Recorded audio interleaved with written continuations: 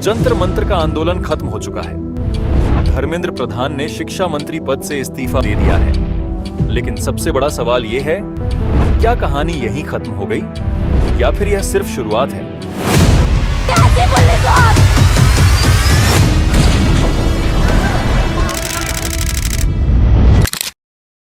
अगर हम पूरे आंदोलन को देखें तो इसकी सबसे बड़ी ताकत सिर्फ भीड़ नहीं थी, बल्कि उसका नैरेटिव था।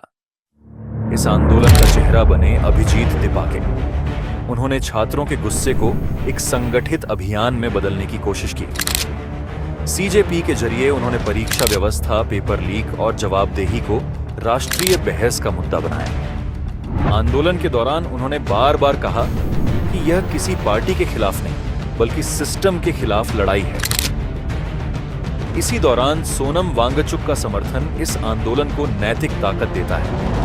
उनकी भागीदारी ने इस मुद्दे को सिर्फ छात्रों का नहीं, बल्कि शिक्षा सुधार का राष्ट्रीय प्रश्न बना दिया। अब बात करते हैं सरकार की।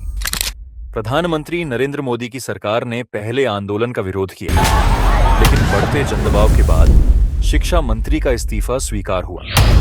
इसके साथ ही परीक्षा प्रणाली में सुधार के लिए एक उच्च स्तरीय टास्क फोर्स बनाई गई और परीक्षा कानून में बदलाव का प्रस्ताव संसद में लाया। अब सवाल सिर्फ धर्मेंद्र प्रधान के इस्तीफे का नहीं है। सवाल यह है कि उनकी जगह आए नए शिक्षा मंत्री प्रहलाद जोशी क्या बदल पाएंगे।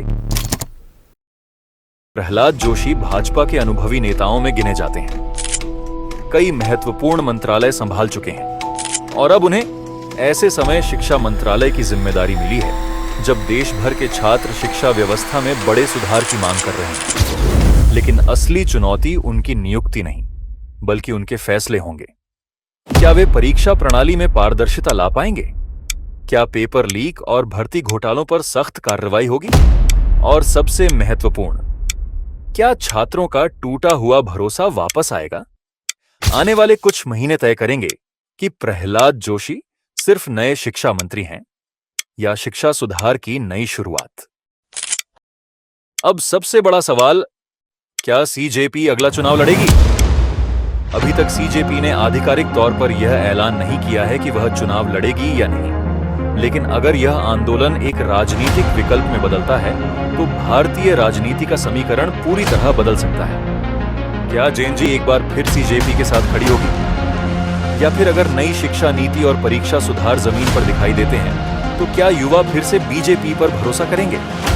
क्या बीजेपी इस झटके से सीखकर युवाओं का विश्वास वापस जीत पाएगी? क्या सीजेपी सिर्फ एक आंदोलन बनकर रह जाएगी या देश की नई राजनीतिक ताकत बनेगी? इन सभी सवालों का जवाब आज किसी के पास नहीं है। इनका फैसला समय करेगा, जनता करेगी और सबसे ज्यादा भारत का जेएनजी करेगा।